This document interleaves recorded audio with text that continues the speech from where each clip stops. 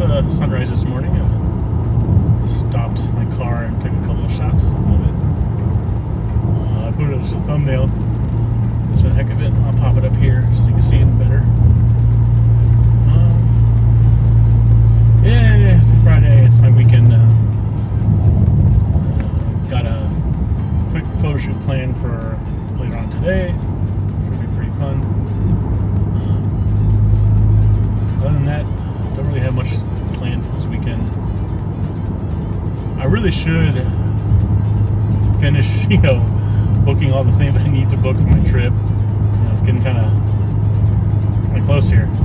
I need to book a rental car and places to stay for a few of the days that I'm going to be out. I was doing some Google mapping last night and just kind of checking the routes and stuff and seeing where I want to drive. There are some interesting places. I mean, I'm sure across this whole country you're going to find some cool places around that when you go off the beaten path, you just would never know what's there. And you can look at them on Google Maps and pretty interesting stuff. Different forests and routes and stuff. I don't know, I think if I had all the free time I wanted, and of course funding to drive around and get gas and live, I would like to just drive around the country in different places. Just take different off paths, drive up certain mountains or something. Just kind of explore around.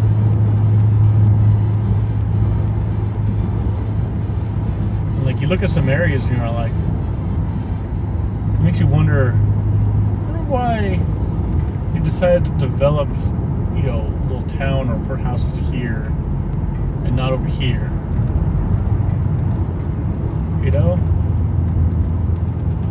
Or there's a road over here but not over here. I'm sure the topography of certain landscapes has a lot to do with it. Of course, I know how most major cities start. It usually starts around ports, especially coastline ports. If there's a coast and there's a really good place for ships to port at, a city's going to pop up around there.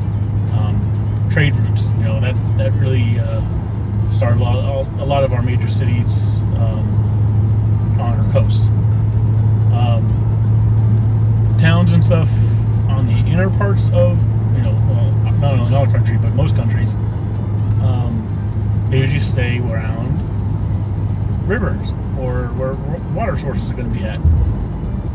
Because especially if a city or a town is old enough, they're going to want to be in an area where they have sources of water. Just the basis point. But then you go around to some places and there's little tiny towns in the middle of nowhere. There's not even a river nearby. What the hell? Why would you want to pop a town here where there's nothing? You have to dig wells and stuff, or collect rainwater. Who knows how they get their water and stuff.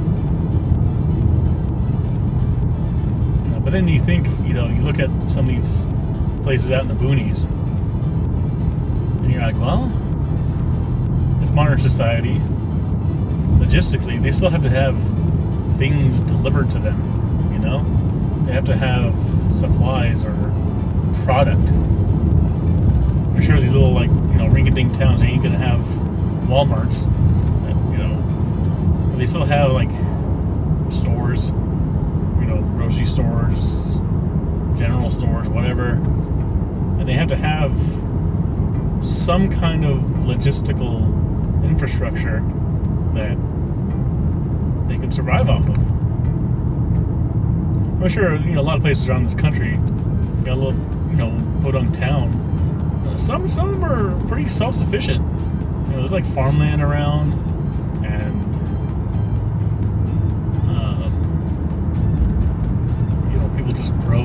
things and craftsmanship, but still, even if you're a podunk, little town, if you're in modern countries like America, you gotta go somewhere to buy a shirt. And not too many little tiny towns are buying their shirts or pants, that are homemade, I'm assuming. I don't know.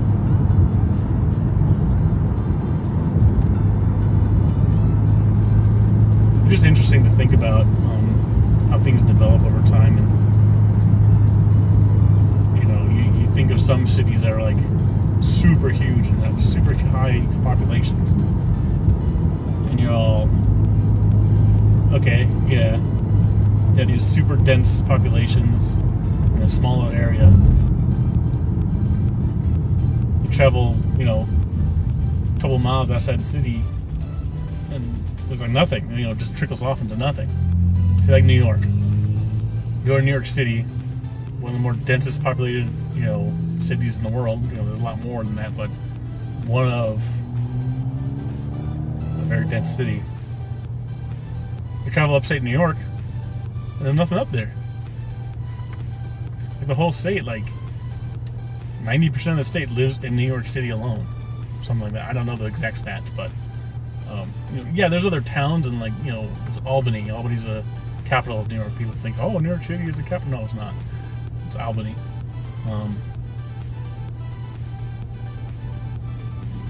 Isn't that weird that a lot of states do that? Where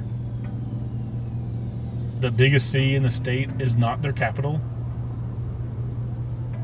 Like here in New Mexico, obviously Albuquerque is the biggest city. That's not the capital of Albuquerque. I'm sure at one point, when they made Santa Fe their capital, Santa Fe has been a city for like 400 years or some crap like that. Yes, Santa Fe is older than the country itself. They're okay, this is going to be the capital, and we ain't going to change it no matter what.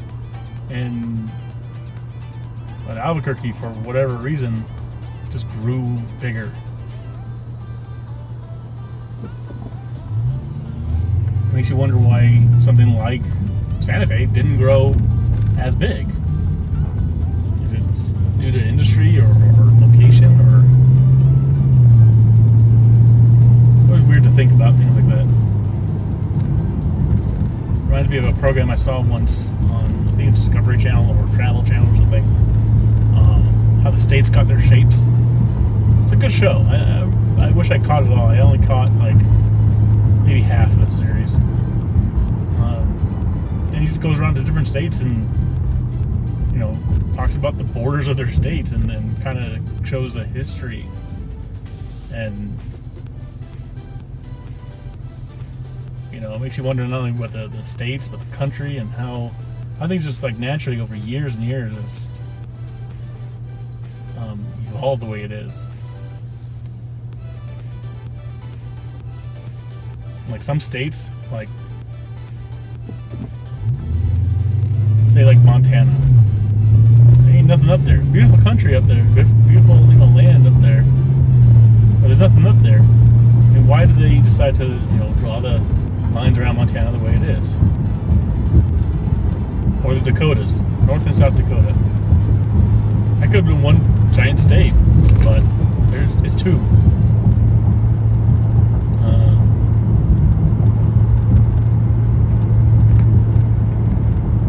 And why? I understand the 13 original colonies.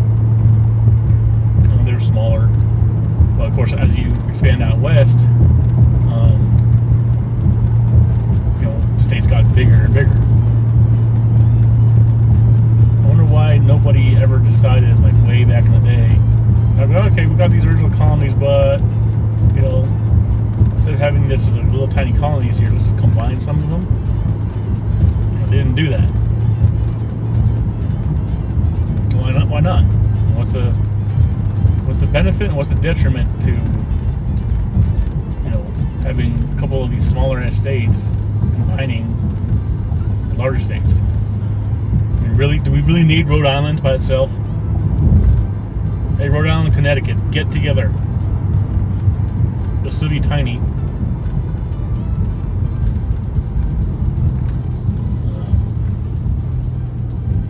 Virginia's, West Virginia,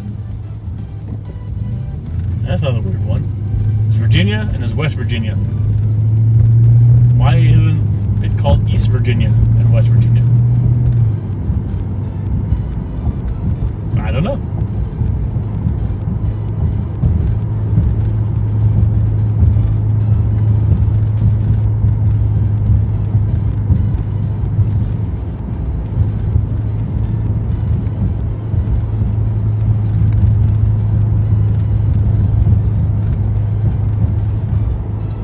Nice to know why New Mexico, like you look at New Mexico's lines and the borders, you think like all the the sharpest corners of New Mexico is like really sharp, but up in the northeast corner, it has a little like notch that's like cut into Oklahoma's panhandle. Why? I used to know why. I don't anymore. I don't remember why. But there was a good reason behind it. Not a good reason. There was a border reason. I think it has to do with like Colorado's borders, but I don't really remember because I think Colorado's borders like extend further east. Can't remember. But I know it doesn't extend further west, beyond New Mexico's border because there's the Four Corner area.